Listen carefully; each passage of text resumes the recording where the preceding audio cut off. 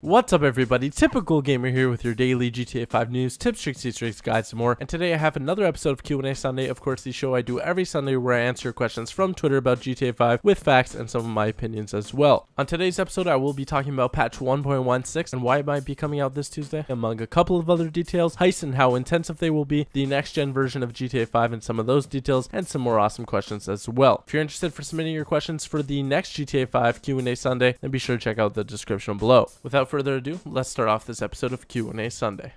First up, we have Alan, who asks, if they add DLC that is only on next-gen consoles, would you be able to use that content on current-gen? And that's a very good question. I mean, if the content involves animals or lots of traffic or anything like that, anything graphically intensive, I don't think we'll be seeing it on the Xbox 360 or PS3. But if it's just like an average update with new cars and new weapons, I think we should just see that just fine on the older consoles. I'm going to say I'm very confident that most of the DLC, if not all of it, from the next-gen consoles will also be released on the Xbox 360 and PS3.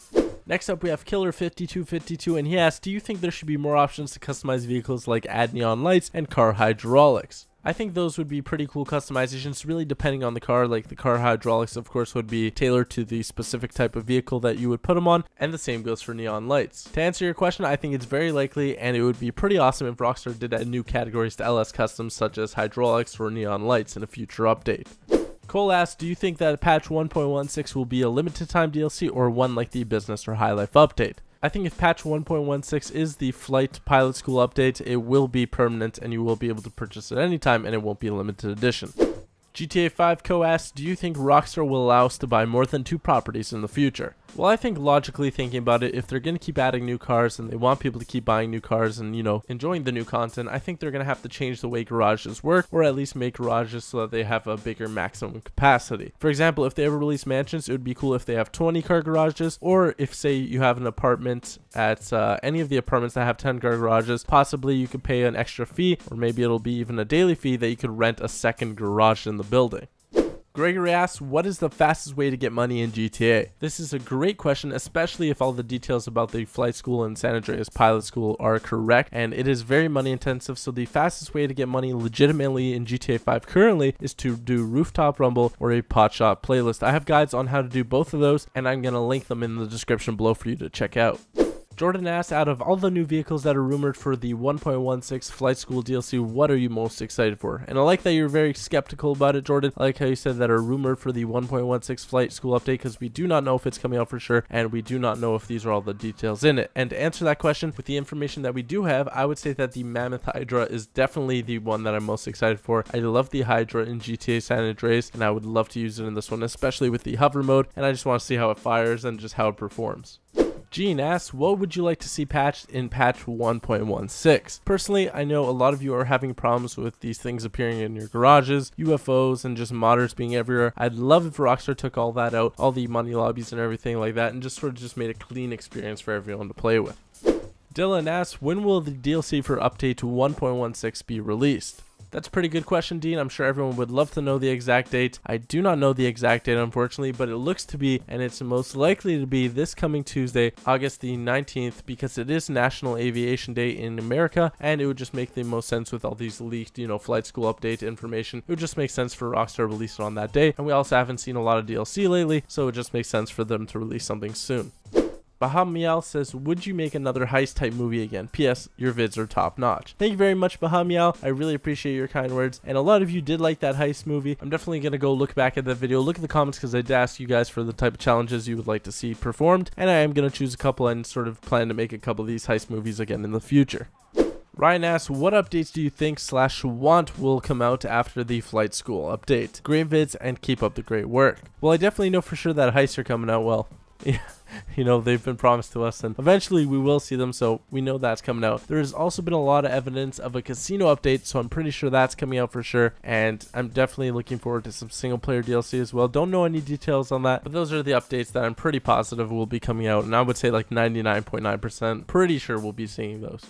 Ali asks, do you think there's a possibility that the flight school DLC won't be coming out this Tuesday? And I know you're curious about this, Ali. I know a lot of people are asking this question, and you know what? There's a possibility that it won't be coming out. There's also a really big possibility that it will be coming out, and the evidence presented is all this recently leaked information, that DLC pack code found in the developer marketplace, and also that this coming Tuesday, August 19th, like I mentioned earlier, is National Aviation Day. All this evidence sort of stacks up that is, leading people to believe and leading me to believe that this Tuesday marks, patch 1.16. But again, anything could happen. Rockstar doesn't have to release it. Hell, Rockstar doesn't even have to put the flight school as patch 1.16. It could be something completely different that we don't even know about, but it does look to be flight school, and it does look to be this Tuesday.